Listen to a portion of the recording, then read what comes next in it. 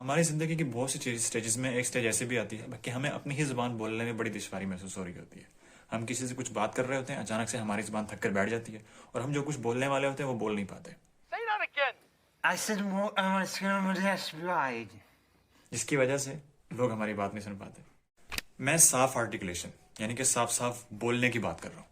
इसका फ़ायदा क्या है? आपकी बात लोगों को साफ साफ सुनाई देती है, आपको अपनी बात बार बार रिपीट नहीं करनी पड़ती और आप एक अच्छे स्पीकर कहलाने के लायक हो जाते हैं। Now how to speak more clearly, तो इसको फॉलो करने के लिए हमारे पास 3 स्टेप्स हैं।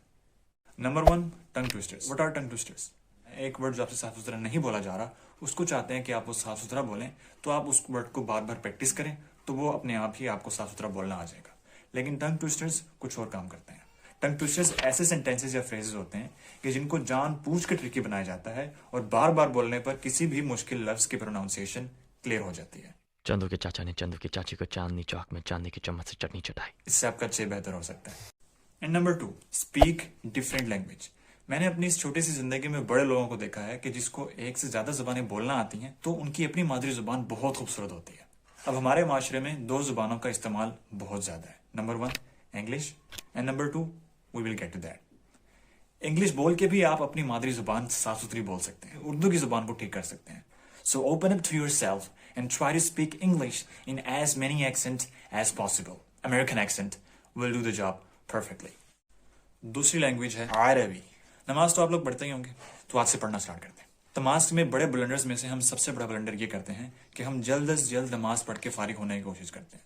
उस चक्कर में हमने क्या पढ़ा होता है, कितनी रकातें पढ़ी होती हैं, कब क्या पढ़ना होता है, ये हमें खुद भी मालूम नहीं होता। कुरान पाक की तिलावत करते वक्त भी हम कुरान की तिलावत इतनी आहिस्ता से करते हैं कि हमें खुद अंदाजा नहीं हो रहा होता कि हमने पढ़ा क्या है। तो नेक्स्ट टाइम जब भी आप घर नफिल नमाज का एहतमाम करें या फिर कुरान पाक खोल कर बैठें, इस बात को बावर कराएं कि आप जब तिलावत करेंगे तो ऊंची आवाज से और आहिस्ता आहिस्ता ही तिलावत करेंगे और इतनी आवाज से तिलावत करेंगे कि आपको खुद भी सुनाई दे कि आपने क्या पढ़ा। और यकीन जानिए, इस आखिरी पॉइंट ने मेरी सबसे ज्यादा इंप्रूवमेंट की है।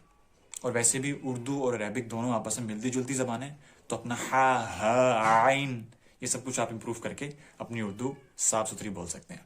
आपने टंग ट्विस्टर्स भी सीख लिए, आपने दूसरी लैंग्वेज भी सीख ले, लेकिन अगर आपकी लाइफ में प्रैक्टिस नहीं है किसी भी चीज़ की, तो आप उस स्किल को मास्टर नहीं कर सकते।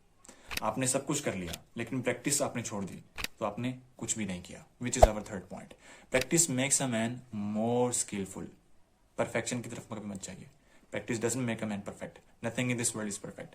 सो आपने इम्परफेक्शन के साथ ही प्रैक्टिस करनी है और इस प्रैक्टिस को साथ लेकर चलना है ताकि आप अपनी उर्दू की ज़बान बोलने में फ्लुएंसी हासिल कर लें और नेक्स्ट टाइम जब भी आप किसी से बात करें तो वो आपकी बात सुने खामोशी से, तवज्जो के साथ।